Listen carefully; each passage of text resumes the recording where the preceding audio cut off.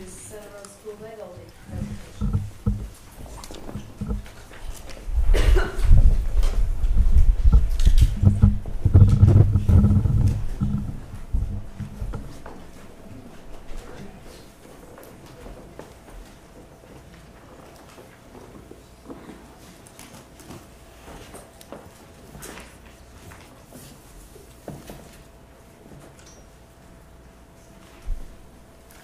Hi everyone, I'm Jocelyn Podlich, and I have here with me tonight members of our Lego League. They're going to do a little explanation of what they're doing and why they're here, but I have Jeff Shamba, who is one of the parents at our school, and his children, Kyle and Crystal, who are part of the Lego League. But this year we kind of started it again. It had been something that Center Road School did in the past. Jeff had brought it forth to our PTO because there had been interest expressed by students, so they went forward with it this year, and he's going to talk about what they did and what we hope to do from it. Thank you. First, I'd like to thank Mrs. Podlich for supporting us in this, and our PTO for getting this back up and running. My oldest daughter, who is in college right now, was actually part of our team that we had years ago, and benefited from it and moved on to the Rage Robotics team. It slowly disappeared from the school, and as they got older, we had some interest in it, so we were able to get it back up and running. Thankful for that. Didn't realize how much work it was at that time, but I got my feet wet again on this one. But we started really late. We started the end of September. So we had already lost pretty much the whole month of September.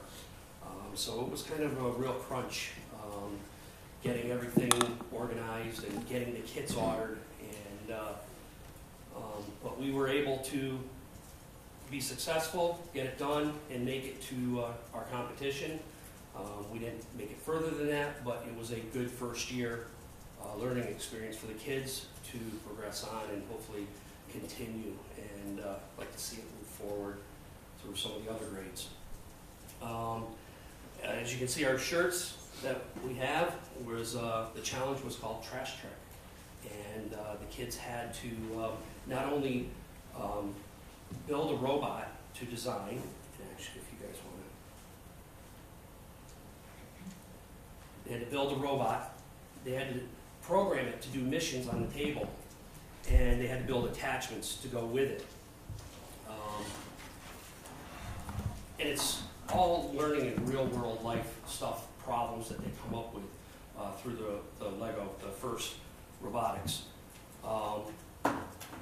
With that, they had to do a project, they had to do research, they had to come up with something real world to try to come up and help, or a design or something.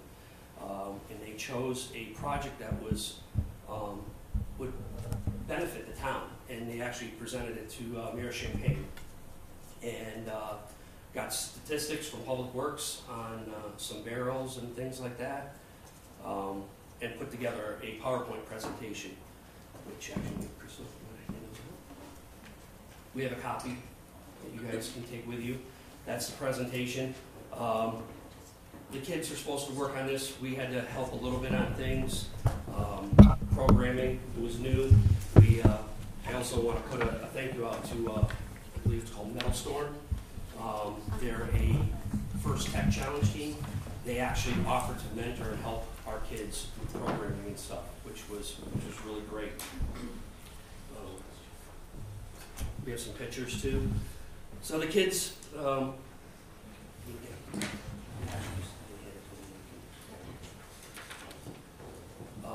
kids worked diligently. We would meet every Tuesday and Thursday, and they would work on building the table. It's a kit. They have to put together the whole kit table, and then they have to design a robot, and they have to design attachments to do the missions.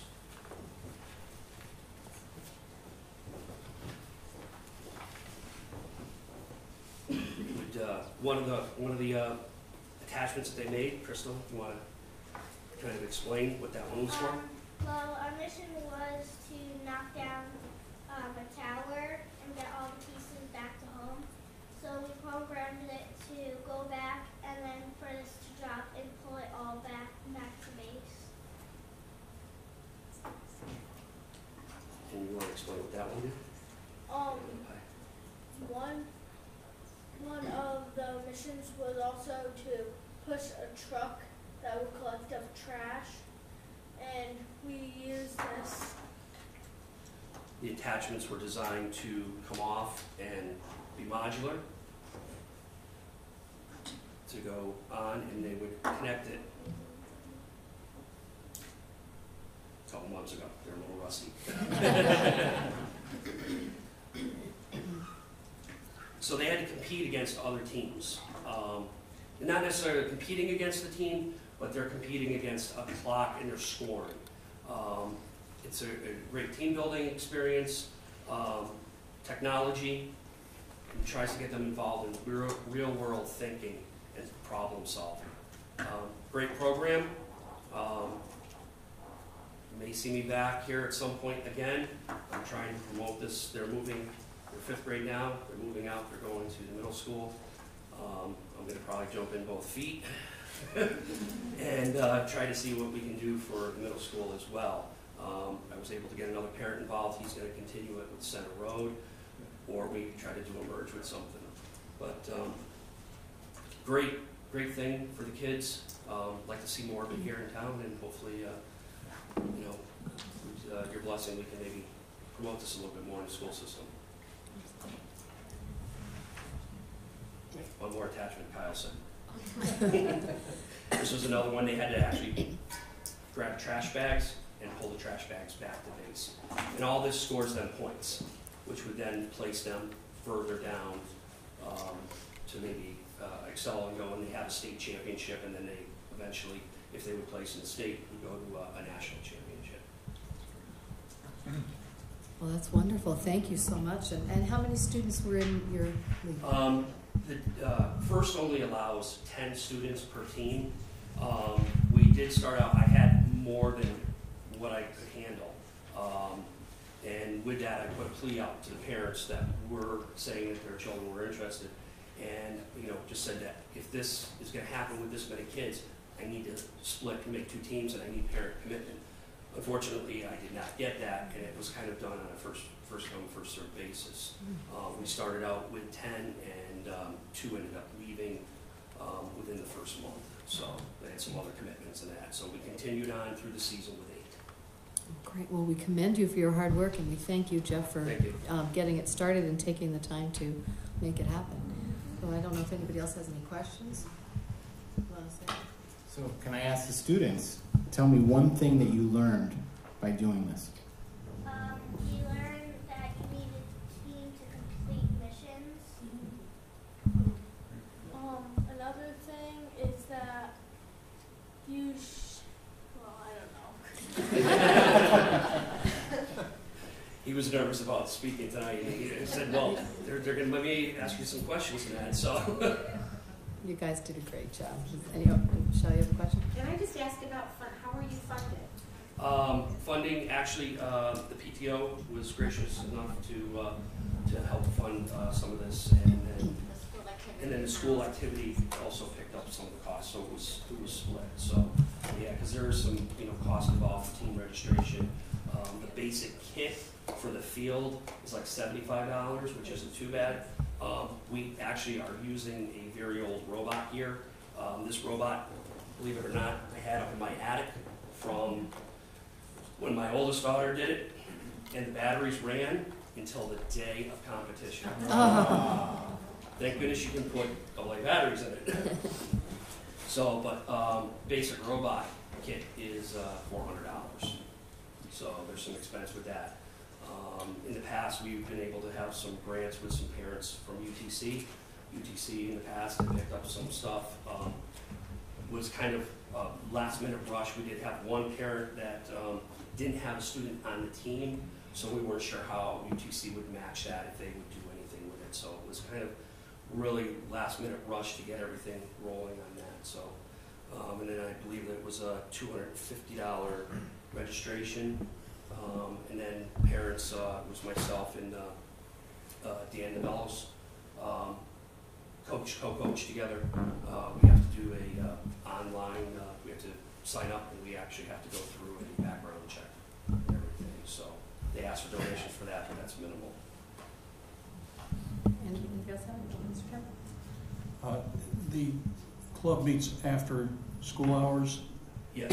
and so if there are students from other elementary schools that might be able to get to Center Road, they could join the club?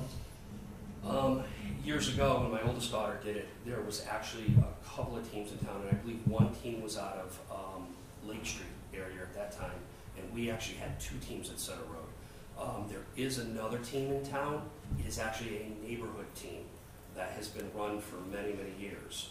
They are still active, and they are kind of on their own.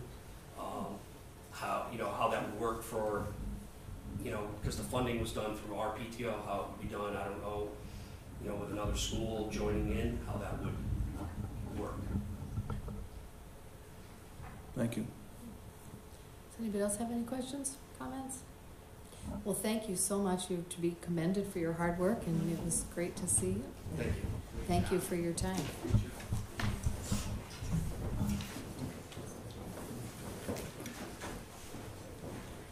Okay, we'll move on to item 1.2, which is the recognition of Rockville High School student Jacob Lowe, second place winner in the Connecticut Slam Team semifinals. Good evening, and so it gives me great pleasure to introduce Jacob. Jacob competed in the statewide competition, the Connecticut Slam Team competition, the semifinals. Jacob won second in the state, competing against high school and college students, including UConn students. Jacob advances to the final, and would like to ask him to present his presentation of food stamps. Jacob?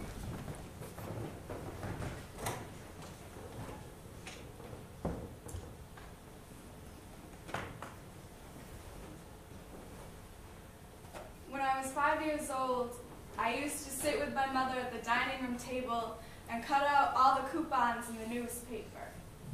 They tell me I can't remember being on food stamps. I was just a kid. I remember shopping trips, shaking white knuckles on the steering wheel, cutting milk with water, cutting juice with water, picking the marshmallows out of the off-brand Lucky Charms that would go bad in a few days. We'd eat it anyway. We had breakfast for dinner because it was cheap and my mother hated cooking. Correction, my mother hates cooking, so I learned how to make grilled cheese and French toast. I learned how to steal from the school cafeteria. It wasn't that hard. My friends always had leftovers, which is to say, I begged them for it. I knew we had enough at home, but we never had pretzels or granola bars. We never ever had fruit snacks. In 5th grade, I was caught with someone else's lunchbox. I had already eaten half of it, so they had to call my mother, who had to call the other kid's mother, and I got in trouble for lying, but not for stealing. I learned to wear humiliation better after that, learned to say I didn't need it. I was fine. The last time I stole something, it was sophomore year. There was an apple on the art teacher's desk. I wouldn't let her offer it to me, so I snuck in and stole it after hours. These days, I keep my food in the back of the pantry, so I won't eat it all, or won't eat at all. People tell me that there's a difference. These days, I scavenge for half-eaten lunches with a beast's eye I haven't unlearned. Hunger is a strange beast. Makes strange beasts of us, teaches us how to howl and hide and bury, teaches us to crack bone, makes nothing left feel like a feast you should be lucky to attend. Hunger will always follow you, even when full belly, even when quenched mouth. Hunger will always be there behind you if you are given a reason to fear it.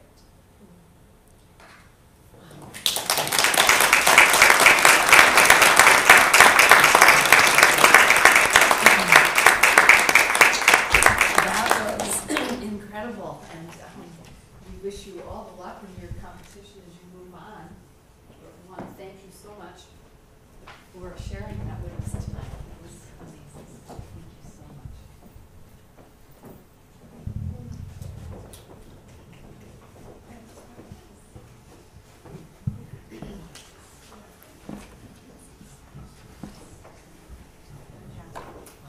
Thank you. That was amazing. That was amazing. All right. Tough act to follow, but we're going to move on to item 1.2. 1.3, recognition of Rockville High School student Sarah Linton, the DAR Good Citizen Award. Is this Nikki Rittenhouse from, thank you very much for coming this evening. Hi, I'm Nikki Rittenhouse. I'm the chapter regent of the Captain Noah Grant chapter that covers Vernon and Tolland and Ellington. So we recognize students from all of those high schools. And Sarah was our Good Citizen Award winner. I brought my trusty phone so I can tell you what the award is all about. But it's awarded to high school seniors, and they're selected on the following qualities: dependability, which includes truthfulness, honesty, and punctuality; service, which includes cooperation, helpfulness, responsibility; leadership, which includes personality, self-control, and initiative; and patriotism, unselfish loyalty to the American ideals. We compare our Good Citizen Award. It's awarded all across the country to the Boy Scout Eagle Scout Award. It shows high character for our high school students, and she should be very proud. We're very excited, and this is Sarah Linton. Do I need to talk? I don't know if you're not, but that's my Congratulations, Sarah. That's wonderful. Thank you. How did you have to apply for this, or how did Yes, it? my guidance counselor told me that I was recommended for the award, and I had to write an essay and also complete like a second part where I had to list community service and answer a few questions based on the ideals of the award. That's great. Well, congratulations. That's Yes. fantastic. So I would just like to say that it started out academically. We had a bunch of kids that have great academics at Rockville High School. And then you sort of narrow it down as to who's got the most extracurricular activities and community service. And then it's about character, which is very, very important. So she has been a high honor roll student every quarter of her high school career. And she's very involved with band and chorus. She's a link crew leader, involved with her church. She does a lot of stuff for her community. She's tutoring right now outside my office. And as far as her character goes, I think the parents, both her mom and dad, I think kudos to them, because character is not really a talent. It's something that you sort of learn and you develop. And it's one of the most important things, and that's the reasons why she was nominated for Month Live. Fantastic. Well, many, many congratulations. You make us all very proud.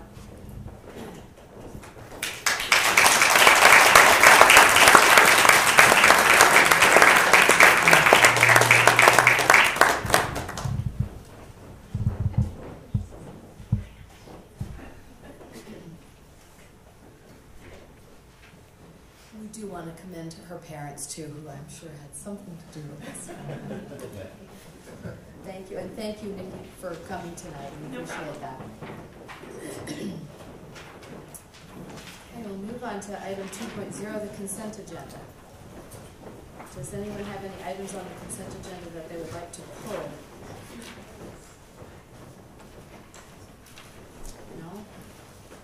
Do we have anyone like to make a motion to approve the consent agenda? Mr. Kemp?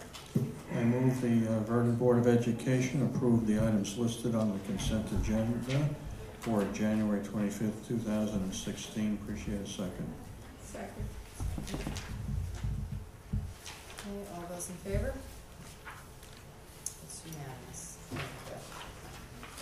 Okay, we'll move on to item 3.0, opportunity for the Board of Education to add or delete urgent agenda items. Is there anything that anyone would like to add or delete from the agenda? I'd like to add an item to 7.1 tonight with the Facilities Committee regarding the Vernon Rockville Little League's proposed donation to us. So it'd be 7.1A. Please, thank you. Is there a second for that? Second. Thank you. All those in favor? And it's unanimous. Thank you. Anyone else? Okay, we'll move on to item 3.2, Rockville High School Student Representative Report. They're not here tonight, so we have no report.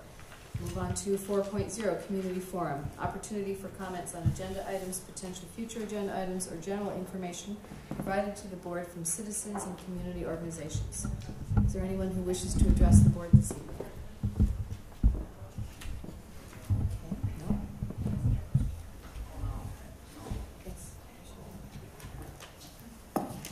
Madam Chair, if I can take this opportunity, I want to welcome Karen John Gregorio. She's our new Director of People Personnel.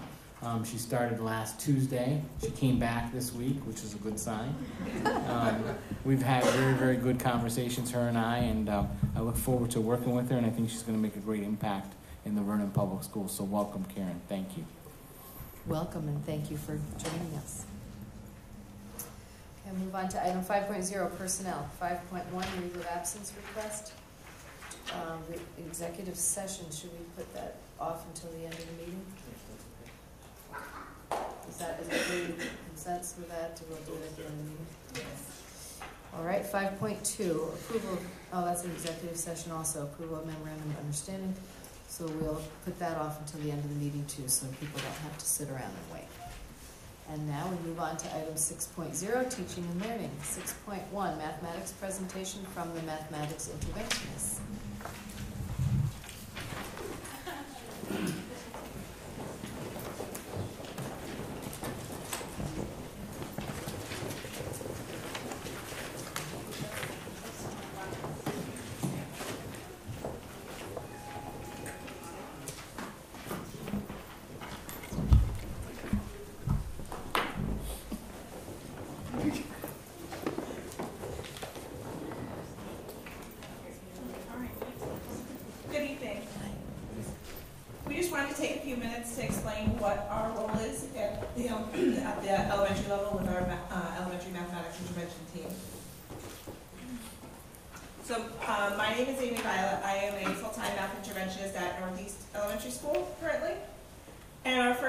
To tell you why do we need math intervention at that elementary level.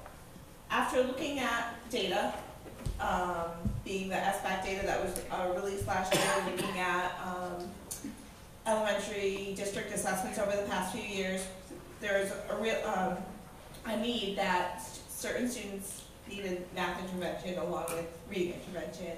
There were holes in their learning, there were gaps that needed to be filled in, and it's hard for the classroom teachers to do that. So with the elementary math interventionist, we can team teach with the classroom teacher to meet the needs of all learners at the elementary level.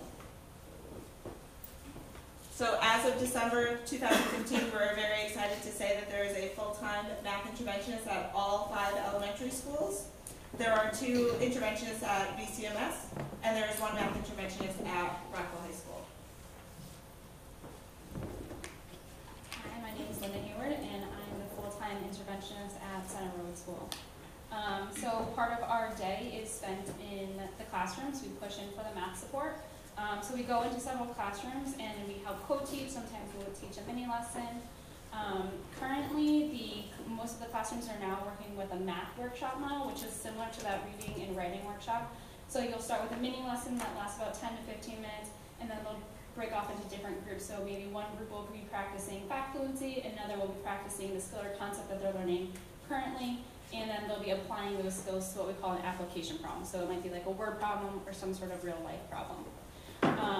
So this workshop model allows for more math skills and concepts to be practiced throughout the day.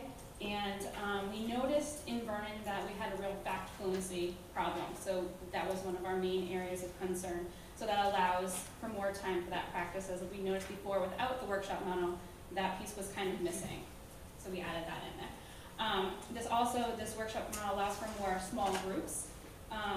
So we will poll struggling students, and we oftentimes are using different manipulatives to help them. It gives them the hands-on experience as well as a visual to kind of see how the concepts work and understand them at a deeper level.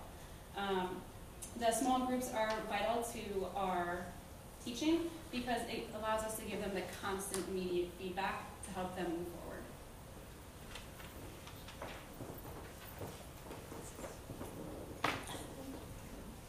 Another part of our day is spent with pull-out math support.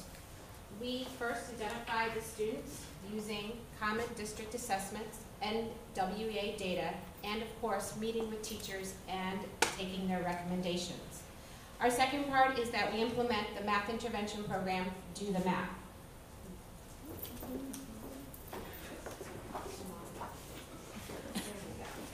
These are only 4 of the 13 miles. Oh, thank you very much. So, of what we do is once we identify students for Do the Math program, for the pull-out program, then we have to assess where we need to start with them. And based on their scores on pre-module assessments, we place them and work forward going from there. So like I said, these are 4 of the 13 models. This is a program that was created by Marilyn Burns, and if you're into math, Marilyn Burns is the person that has been around for years and knows her math. This program helps students develop a solid foundation in arithmetic understanding and skills and the ability to reason mathematically and solve problems. It also helps students develop key concepts and skills with whole numbers and fractions, the essential skills necessary for students to succeed in algebra and higher level mathematics. It provides lessons that balance developing understanding and learning procedures. Students are assessed every 5th lesson to monitor their progress. Pre- and post-module assessments measure each student's growth. Lastly, it strengthens students' abilities to make sense of concepts, solve problems, reason, and use appropriate mathematical tools to help them solve their problems. Additionally, we also provide Math Olympiads for our students. In each elementary school, they have a Math Olympiad team. This provides math enrichment opportunities for students at the elementary level. They meet weekly. We have 5 monthly contests. The highest individual scorer receives a trophy at the end of the year. The program is also continued into 6th grade at VCMS, and then in 7th and 8th grade, they can go on to Math Counts. The focus of Math Olympiads is to learn various strategies for problem solving, introduce important mathematical concepts, strengthen mathematical intuition while fostering creativity, and lastly, to stimulate enthusiasm and love for mathematics.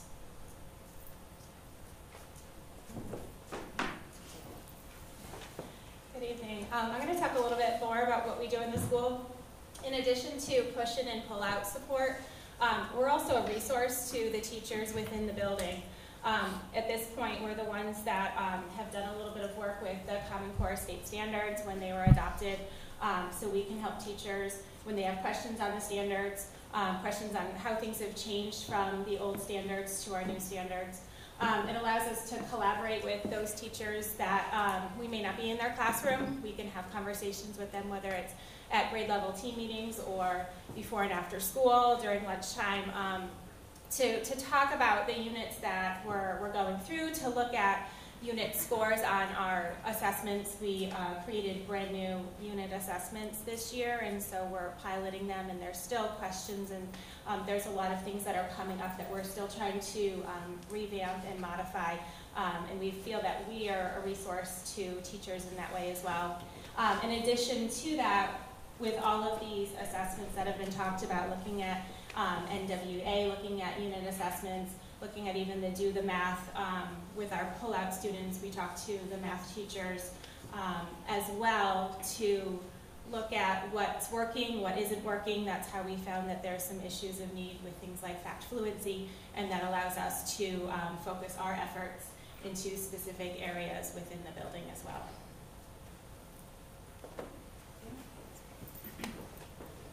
Another role we have as math interventionists is to come together for a weekly meeting. Every Friday morning we meet with Mr. Mago and get a chance to just kind of hash out what's going on in each building.